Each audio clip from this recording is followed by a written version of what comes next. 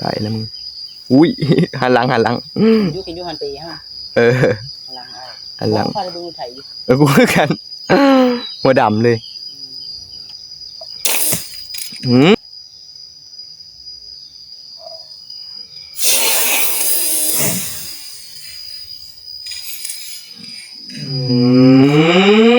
โดนไหมยิงลัดทางป่าพอดีเลยลงดักป่าเลยบอกแล้วจะขึ้นห้าวเจอ FC หน่อยผมสวยเอาบอกแล้ว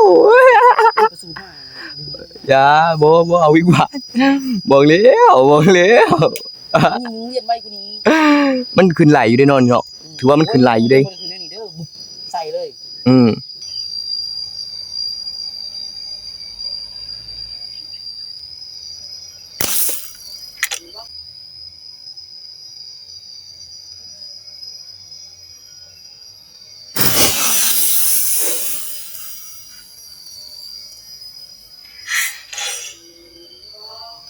จังวะเฮ้ยหันหลังให้วะ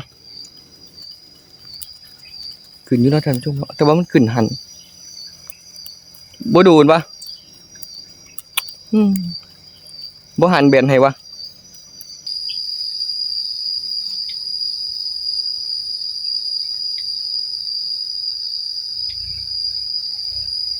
กระทรวงใหญ่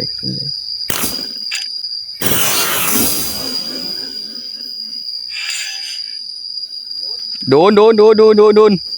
กระทรวงใหญ่บ่แม่นปัสสาวะโดนซ้ำแขนอยู่ดิของวะเอาของอยู่นี่ออกไหมวะเฮ้ยเจ้ามันโดนใส่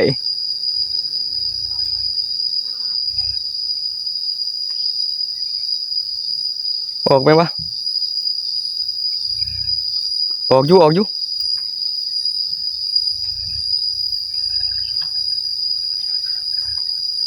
แมงมุมยานี่ออกอยู่หาเศร้าออก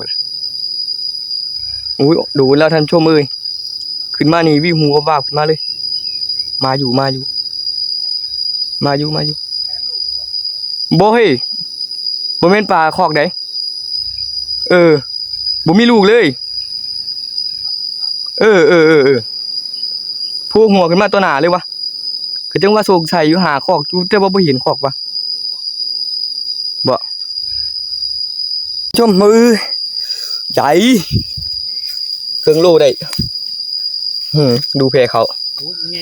เต็มกกหูเลยของแต่เต็มแปดเลยโอ้โหหูใหญ่เลยกกหูกกหูเลยทะลุใส่วะออกใต้ท้องเลยใหญ่แล้วซ้ำคุ้มเนาะสุดยอด